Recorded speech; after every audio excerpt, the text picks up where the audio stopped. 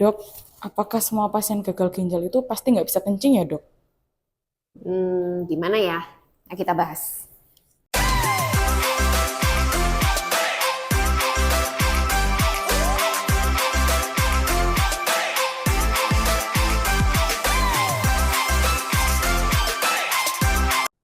Halo Nefro Friends, kali ini kita akan membahas pertanyaan dari Nefro Friends yang cukup menarik. Apakah orang gagal ginjal itu pasti nggak bisa kencing? Nah, kalau kita bilang pasti, tentunya nggak ada yang pasti ya, karena kondisi pasien itu berbeda-beda. Kan saya juga pernah jelasin tentang gagal ginjal kronik ya, karena ini konteksnya adalah kita bicara gagal ginjal kronik dulu ya. Kalau gagal ginjal kronik, itu kerusakannya terjadi perlahan, kerusakan ginjal. Bahkan pada beberapa orang, kerusakan dari ginjal atau kerusakan fungsi ginjal itu tidak berlangsung bersamaan. Jadi misalnya ada fungsi pembuangan air, ada fungsi penyaringan elektrolit seperti kalium, natrium gitu ya. Ada fungsi penyaringan asam basa. Ada fungsi juga penyaringan sampah-sampah metabolisme protein seperti ureum, kreatinin. Ada fungsi juga pembentukan sel darah merah dan ada fungsi juga misalnya pengaturan tekanan darah atau vitamin D. Nah, semua fungsi itu pada gagal ginjal kronik belum tentu rusaknya itu bareng-bareng bersamaan.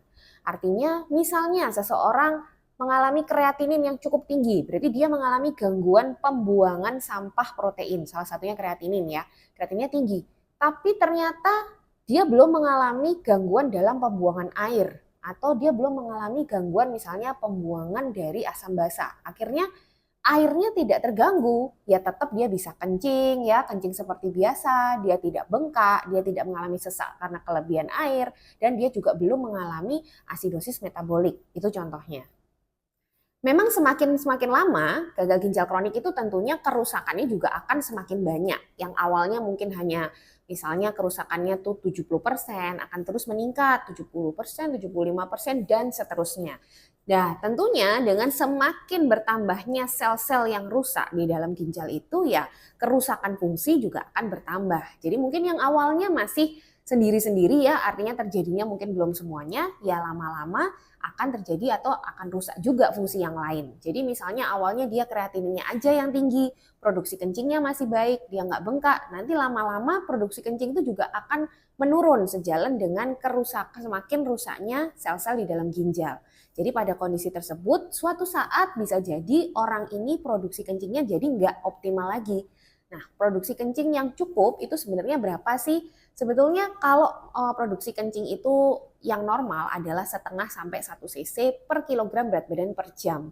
Yang dikatakan sudah mulai turun itu kalau jumlahnya kurang dari 400 cc dalam 24 jam atau yang dikatakan nggak kencing sama sekali itu kalau kurang dari 100 cc dalam 24 jam. Ini saya pernah jelasin di video saya tentang oligouria dan anuria.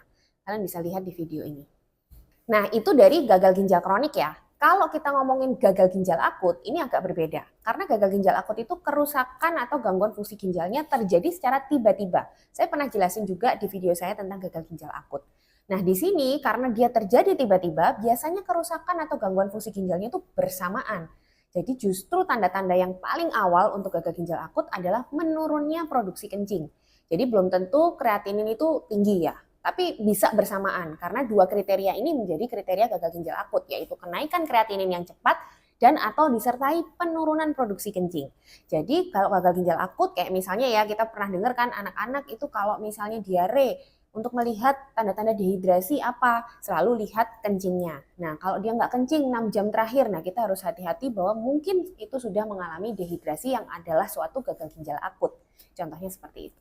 Jadi gitu ya Nevo Friend jawabannya. Jadi tidak semua penderita gagal ginjal itu tidak bisa kencing. Tergantung stadiumnya, tergantung gangguan fungsi ginjalnya, dan tergantung juga gagal ginjalnya ini terjadi secara akut ataupun kronik.